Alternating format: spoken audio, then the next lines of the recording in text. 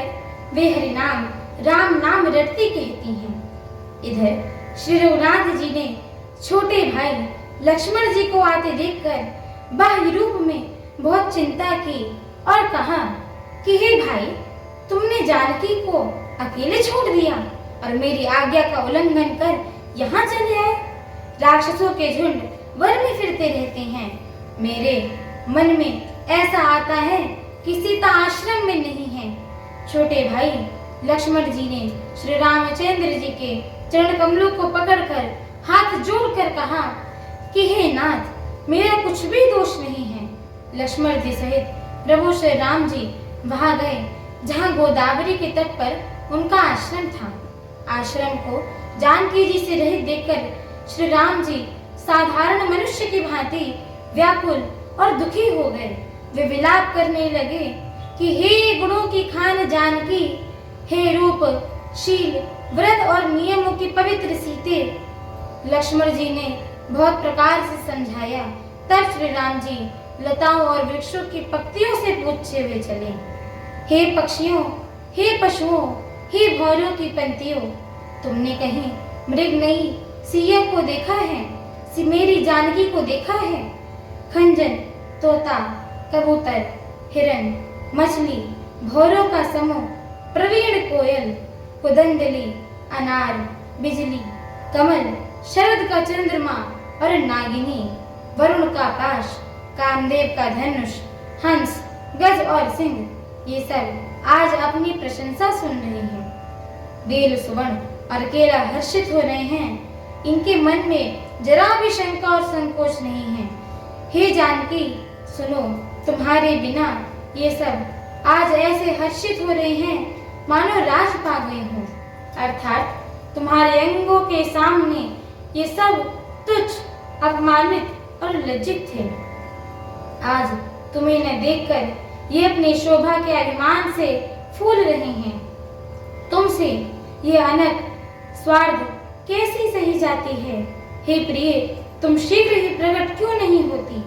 इस प्रकार अनंत ब्रह्मांड की अथवा महामयी स्वरूप शक्ति श्री सीता जी के स्वामी श्री राम जी सीता जी को खोजते हुए इस प्रकार विलाप करते हैं, मानिए कोई महाविरही और अत्यंत कामी पुरुष हो।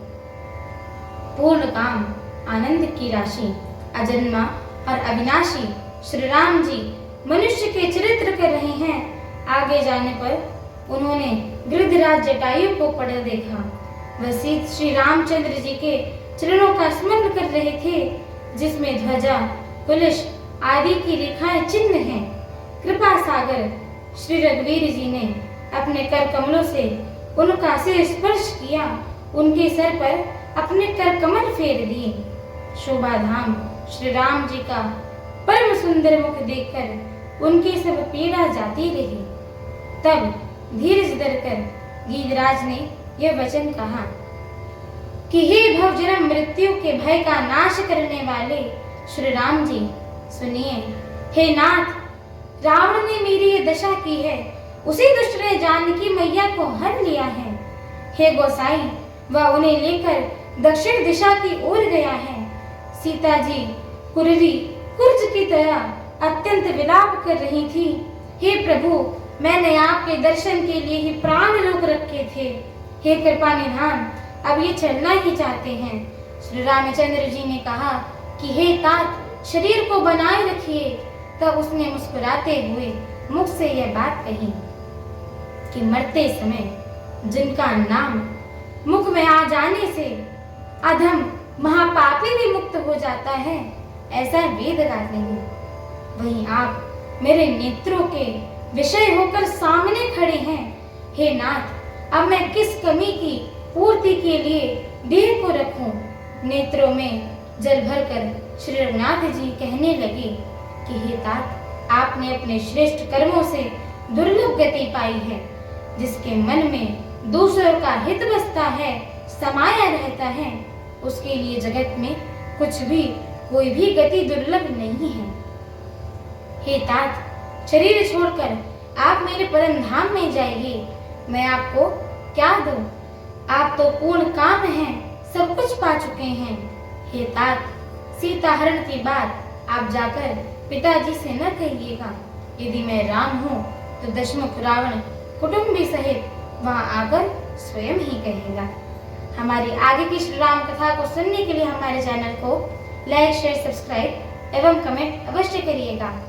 एवं आप सभी हरि भक्तों से हम दोनों बहनों का एक छोटा सा निवेदन है कि कृपया आप सभी हमारे श्री रामचरितमानस जी के इस मंगलमय पाठ को पूरा अवश्य सुना करिए, क्योंकि स्वयं परम पूज्यपाद श्रीमद गोस्वामी तुलसीदास जी महाराज ने कहा है कि जो भी नर नारी, मनुष्य, जीव जंतु एवं पशु पक्षी प्रभु श्री रामचरितमानस जी के इस मंगलमय पाठ को सुनते हैं, गाते हैं, कहते हैं एवं श्रवण करते हैं, उनके जन्म जन्मांतर के सारे पाप नष्ट हो जाते हैं। तो एक बार प्रेम से बोलिए, मर्यादा पुरुषोत्तम प्रभु श्री रामचंद्र की जय हो। जगत जननी माता जानकी की जय हो।